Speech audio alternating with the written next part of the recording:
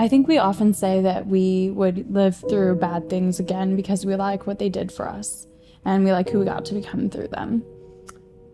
I don't know if I would have chosen this, but what I think about it is that God kind of has a person he wants us to become, and that there's so many different ways that could occur. And some of those are the choices we make that are either good or sinful, or the choices of other people that get imposed on us. In this case, mine was a birth defect that, was nobody's choice. My dad always would remind me that my name, Lauren, means victorious spirit. And so he would always draw that connection that it was an apt name that they had chosen for me because I just had such a drive, and I just kept my head high and kind of moved on with it.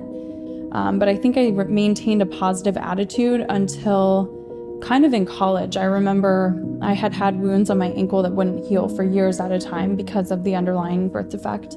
And they finally healed for about 1.5 years. And then I got another one the summer after freshman year of college. And that was one of the only times I think that I was really mad at God.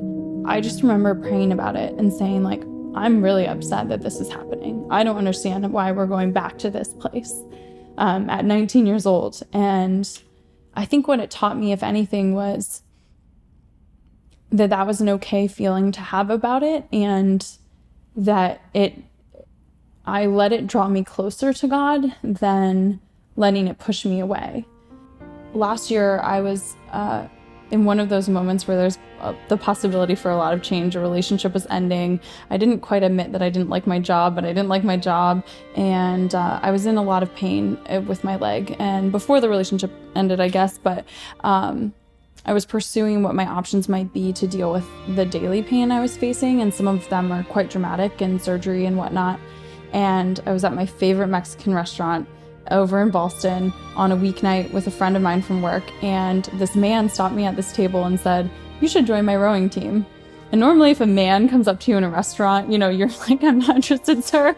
But he had such a kind manner that was approachable and non-threatening, and he gave me the number of this woman to talk to about it. So I got looped into this rowing team, and I instantly fell in love. It gave me the structure and regimen, and I was rowing 3 times a week. I was erging, which is the most boring part of rowing, just sitting on the, rowing machine. And people said, "You're crazy, and if you like this already, you're just gonna die when we get on the water of excitement." And they were absolutely right.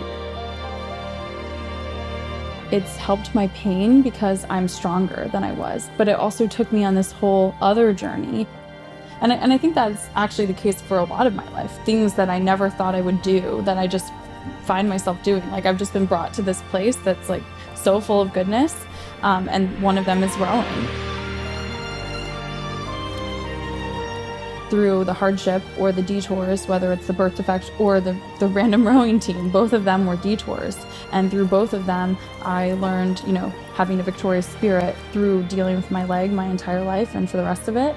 And then through this other detour at a Mexican restaurant on a Tuesday night, there was so much goodness and so much grace out of that one that kind of heals parts of it and allows me to more become the woman that God intends for me to be.